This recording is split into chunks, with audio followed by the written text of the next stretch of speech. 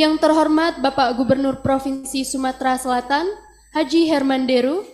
Yang kami hormati Rektor Universitas Sriwijaya, Bapak Profesor Dr. Insinyur Haji Yanis Sagab, MSCA IPU ASEAN Engineering.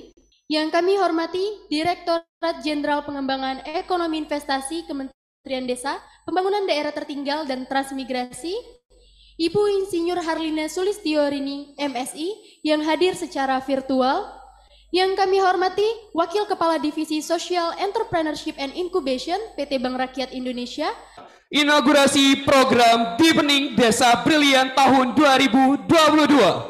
Bapak dan Ibu yang kami hormati, serangkaian acara akan diawali dengan penampilan tari adat Palembang. Tari Tanggai yang akan dipersembahkan oleh mahasiswi Universitas Sriwijaya.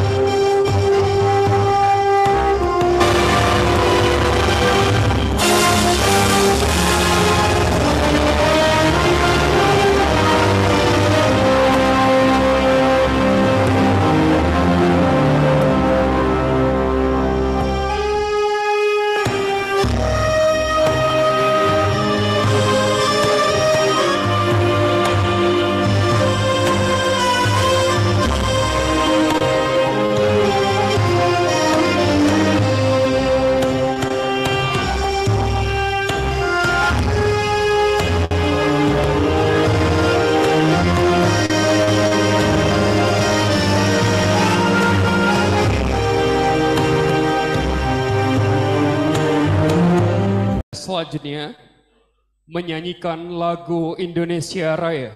Hadirin dimohon berdiri.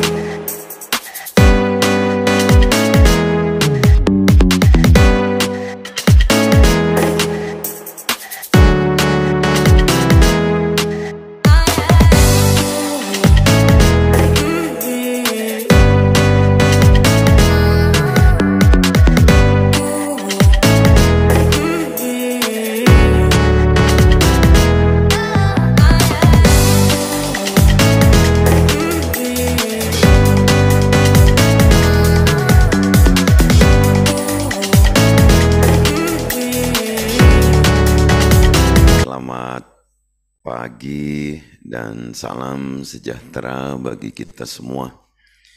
Yang sangat kita banggakan juga kita hormati Bapak Profesor Dr. Insinyur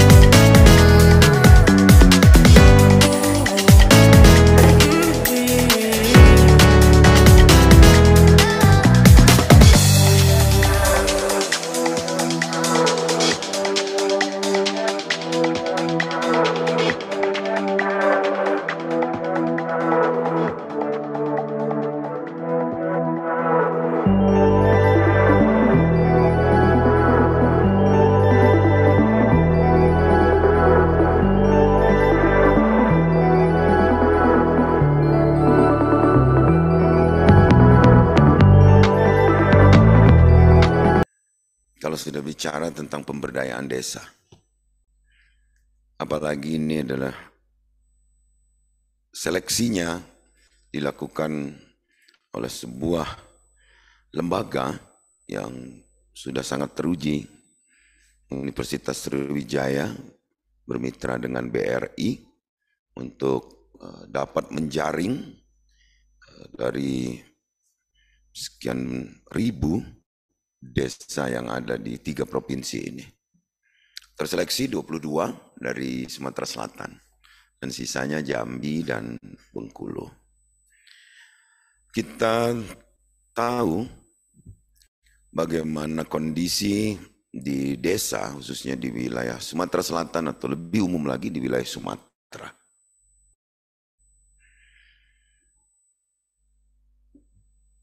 Tidak sama pada level jumlah penduduk, pada level pembangunan dan daya jangkau, termasuk signal dari internet itu sendiri.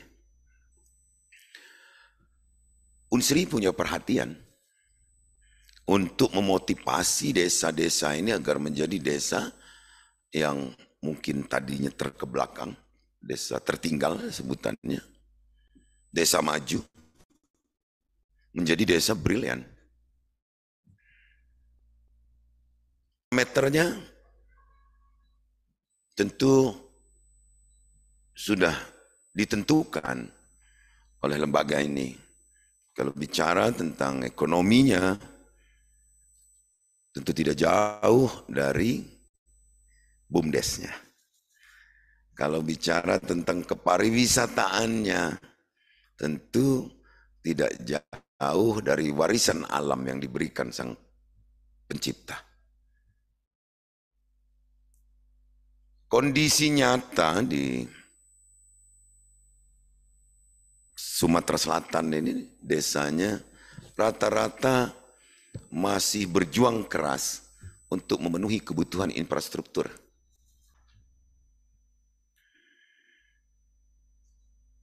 Karena luas desa-desa di Sumatera Selatan khususnya, mungkin juga tidak jauh bedanya dengan Babel dan Jambi, sangat luas desa-desa di sini. Ketika lahirnya Undang-Undang 6 tahun 2014 mengenai Undang-Undang Desa, euforia pemekaran begitu luas, menyebar. Banyak desa-desa sebelum lahirnya undang-undang itu mengajukan pemekaran. Karena rentang kendali. Namun, pasca lahirnya undang-undang itu, banyak yang terhenti. Tersisalah di Sumatera Selatan itu desa persiapan 70 yang tidak mendapatkan APBN desa. Dikarenakan statusnya belum menjadi desa yang mendapatkan kode desa dari Kementerian Dalam Negeri. Lihat, ulet negosiasinya untuk dapat menjadikan desa persiapan itu menjadi desa definitif karena berkenaan dengan pendanaan. Kita runtun lagi embrio dari Undang-Undang 6 2014 bahwa undang-undang ini dilahirkan semata-mata untuk mengekselerasi percepatan pembangunan di desa tanpa mengenyampingkan kearifan lokalnya.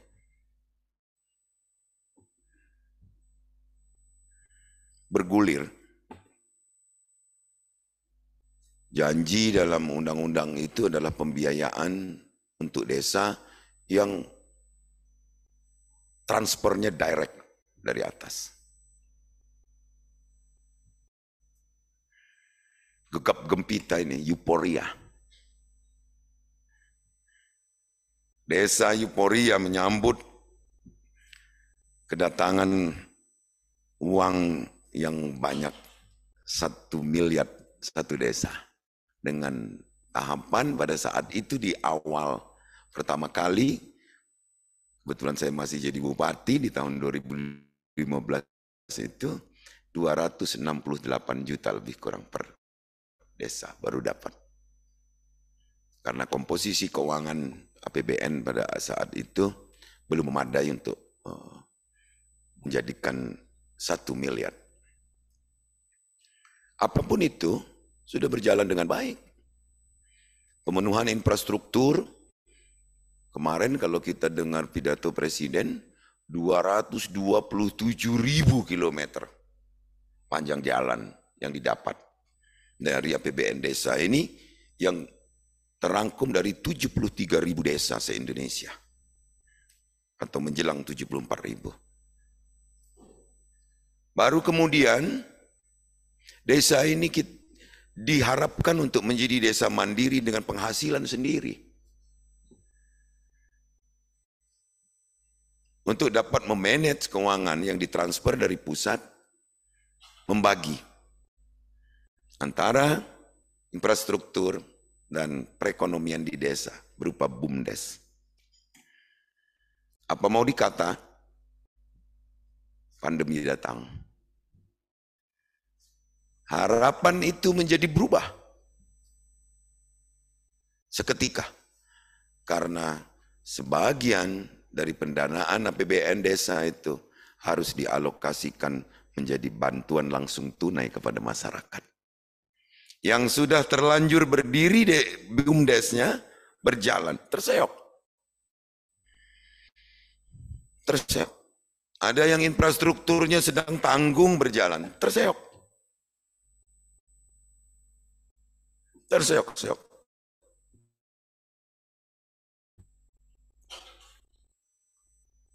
Disinilah saya lihat jelinya Unsri.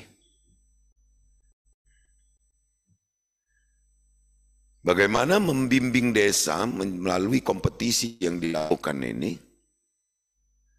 untuk tetap punya spirit membangun.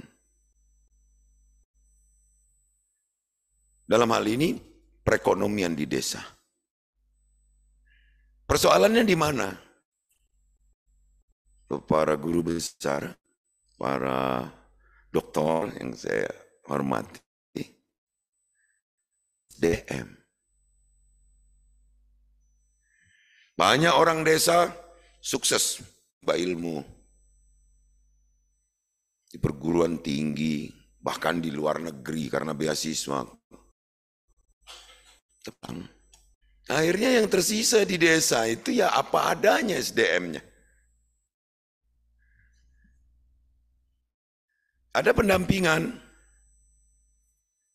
isinya sebagian underbo partai.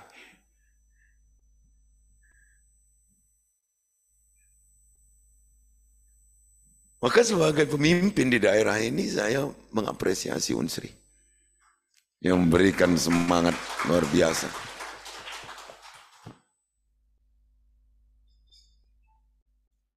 Kalaupun ada program KKN dari berbagai disiplin ilmu, tolonglah mulai saat ini kita sudah bicara tentang ekonomi apapun fakultas yang sedang melaksanakan KKN. Jangan legasinya Gapura.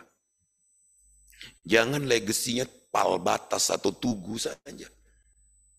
Atau Poskamling saja. Tapi harus meninggalkan legasi perekonomian yang aktif berjalan. Satu contoh, Pak.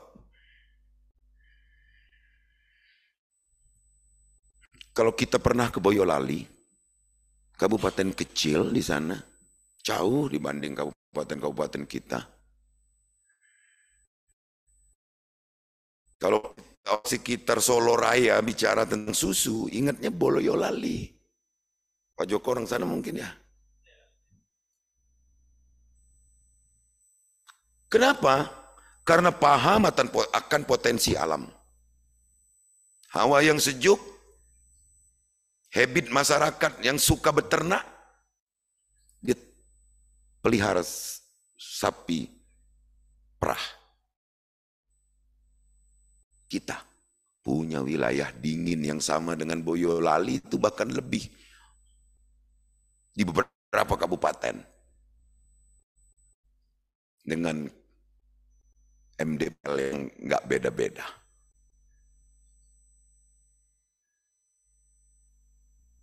Ketan lautnya nggak berbeda-beda dengan Boyolali dan sekitarnya. Tapi bapak-bapak mau tahu? Se-Sumatera Selatan ini sapi perahnya cuma 4 ekor. Dan itu punya Pemprov.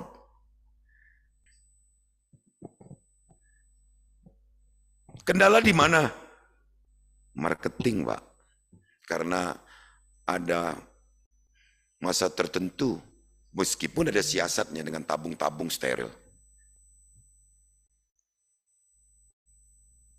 Nih, potensi ada, SDM ada, perangkat lainnya yang menunjang. Dan terakhir, marketing. Nah, maka timbul di desa itu usaha-usaha yang sangat praktis, Pak. Kemarin waktu bedah buku di tempat Pak Najib, saya bedah ini, yang muncul Pertamini, pompa bensin mini yang dispensernya mirip dengan SPBU. Tapi suplai minyaknya tetap ambil di SPBU. Pemerintah ambil alih itu menjadi Pertasop. Sekalian merubah masyarakat dari BBM subsidi ke non-subsidi. Bapak mau tahu? Sebagian besar tutup Pertasop karena suplainya tersendat. Ini Bapak. Ini persoalan-persoalan sederhana lainnya. Banyak lagi. Nah, artinya apa? Unsri sebagai lembaga yang hebat, bukan karena usianya yang sudah senior dibanding perguruan tinggi lainnya, tentu bisa mulai masuk dari membimbing mereka membaca potensi. Potensi apa? Saya ambil contoh pagar alam, pasti sayur Pak. Pulau Beringin, sayur, Semendo, sayur, atau hortikultura.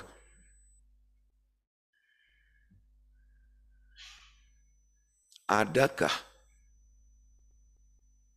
cold storage yang tersedia? Belum. Jadi sayur itu dipetik dibawa apa adanya, kalau jalan macet, waktu ada batu bara dulu, ya busuk Pak di tengah jalan. Busuk saja. Nah, perlu sinergitas. Artinya ada yang berkemampuan, bisa ini lembaga swasta, bisa juga pemerintah. Kaitkan lagi dengan angka inflasi pada hari ini, Sumatera Selatan 5,42%. Dan yang paling berkontribusi dalam inflasi itu adalah pangan. Yang paling berkontribusi lagi dalam sektor pangan itu hanya cabai dan bawang. Anomali Pak dengan kondisi alam kita. Maka saat Unsri mengadakan ini, saya memang ingin menyampaikan sesuatu. Bantulah mereka. Ada BRI di sini, bank milik rakyat, bank yang dekat dengan rakyat dan hampir tidak pernah lepas dari persoalan rakyat. Jadi jangan hanya brilingnya saja dari BRI, tapi juga harus ada edukasi. Baru berikutnya ke manajemen keuangannya di desa. Pak.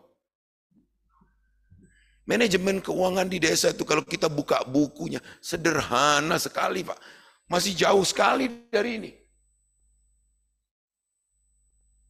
Persoalannya apa? Enggak ada signal Pak.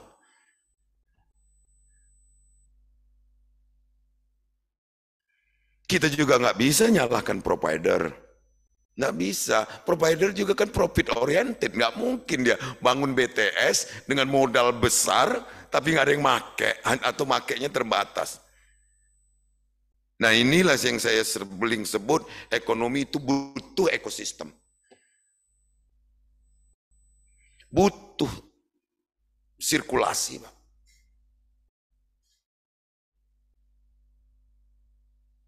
Maka bantulah, ini permohonan saya bagi Unsri. Bantulah, Unsri yang bisa ini.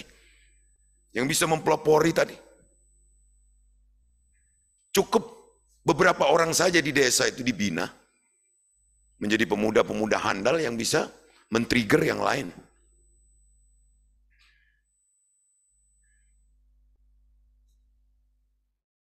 Belakangan muncul pariwisata. Pak, di desa ini Pak. Semua desa termasuk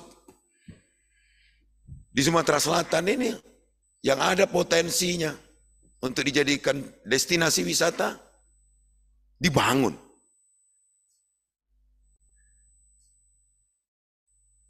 Ada rawa, ada bukit. Ini saya baca ini terinspirasi Gresik ini mesti desa, yang kepala desanya, mobil dinasnya Alphard itu. Boleh dong. Mereka terinspirasi itu boleh sekali.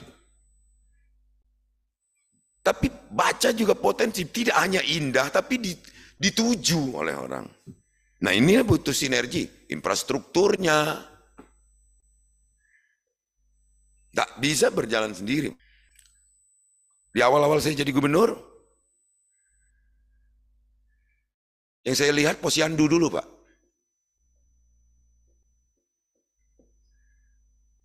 Yang timbangannya masih pakai dacing gantung itu. Jadi semua bayi orang itu ditimbang pakai dacing gantung. Saya pantik Pak dengan 300.000. Saya minta dialokasikan dana dari bantuan gubernur untuk beli timbangan. Mau Pak. Akhirnya sekarang udah pakai timbangan yang ditidur, bayinya digital atau jarum lah minimal. Apalagi perekonomian Pak, maksud saya Pak. Kalau kan berat Pak. Nah salah satu yang membimbing spirit mereka itu adalah kompetisi-kompetisi seperti ini. Pemberdayaan desa untuk menjadi desa-desa cerdas atau brilian.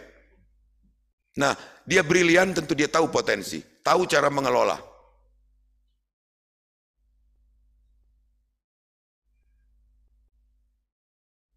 Sekarang Pak, kondisi desa kita Pak Rektor, ada yang tumbuh pesat Pak. Tumbuhnya pesat. Ada PAD, pendapatan asli desanya, ditambah APBN desa, dia tumbuh besar. Ada yang stuck. Ya begitu-begitu saja. Nah, di ruang mana masuknya nih Pak Unsri? Pasti masuk dari manajemen pemerintahannya dulu. Bapak tahu kebanyakan yang jadi perangkat KUR segala macam itu kan pasti orang-orang yang lingkarannya tidak jauh dari pemikiran kepala desa, Pak. Yang tidak berani berbuat, tidak berani bertindak. Saya minta juga kepada BRI untuk kan bimbingan kepada desa-desa itu dari 3 komponen saja. Keterampilannya Pak, dalam manajemennya, keterampilannya mengelola, potensinya, baru permodalannya mungkin kalau bank kan. Terakhir, marketingnya Pak. Banyak pariwisata yang dibangun di desa itu rame Pak waktu pembukaan. Sudah itu alang-alang semua. Karena nggak ada biaya untuk memeliharanya. Bagaimana ini bisa terus berkesinambungan orang datang? Ini tentu harus dengan inovasi-inovasi atraksi yang diadakan di destinasi wisata tersebut. Nggak cukup untuk menjadi desa brilian. Tapi desa brilian Pak Anies, Pak Jul, tentu juga harus bersamaan dengan SDM-SDM yang brilian. Dengan mengucap Bismillahirrahmanirrahim, Inram di Pening, Desa Brilian 2022, kerjasama Unsri dan BRI. Dengan ini saya nyatakan dimulai. Demikian, terima kasih. Agenda inti kita pada hari ini, prosesi inaugurasi dinding dan pengumuman pemenang sekalian Provinsi Sumatera Selatan, Bangka Belitung, dan Jambi tahun 2022. 8. Nominasi Desa Terbaik.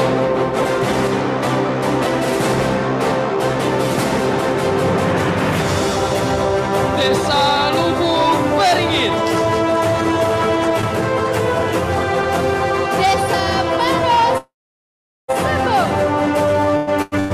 Desa Dataran Tepas.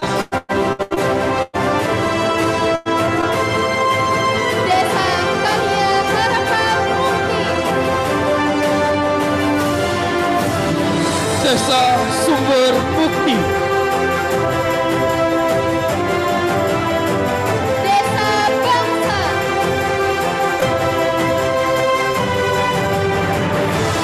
Desa Balian Makmur.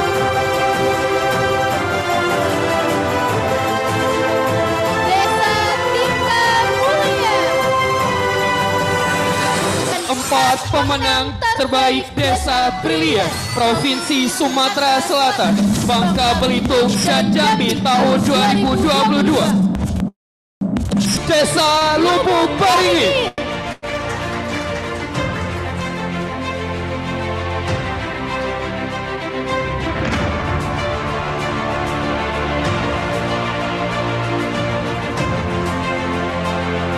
Baik. Ketiga, Desa Tirta Mulia. Dipersilakan untuk para pemenang untuk langsung maju ke depan dan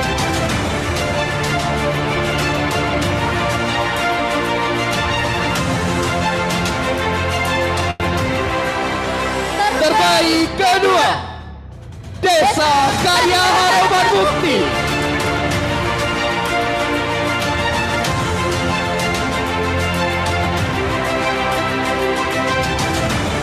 Dipersilakan Bapak dan Ibu perwakilan Desa Karya Harapan Mukti untuk langsung maju ke depan.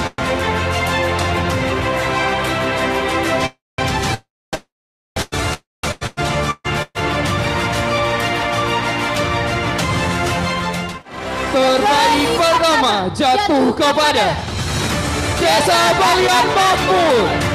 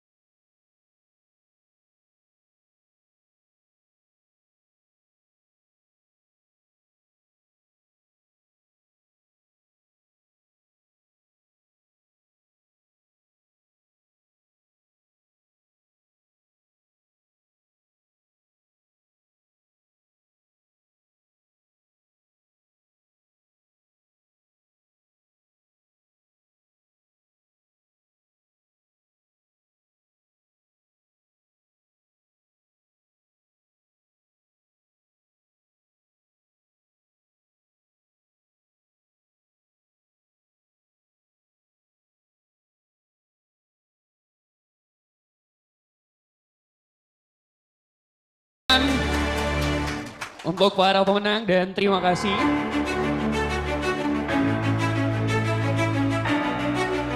Dipersilakan untuk Bapak dan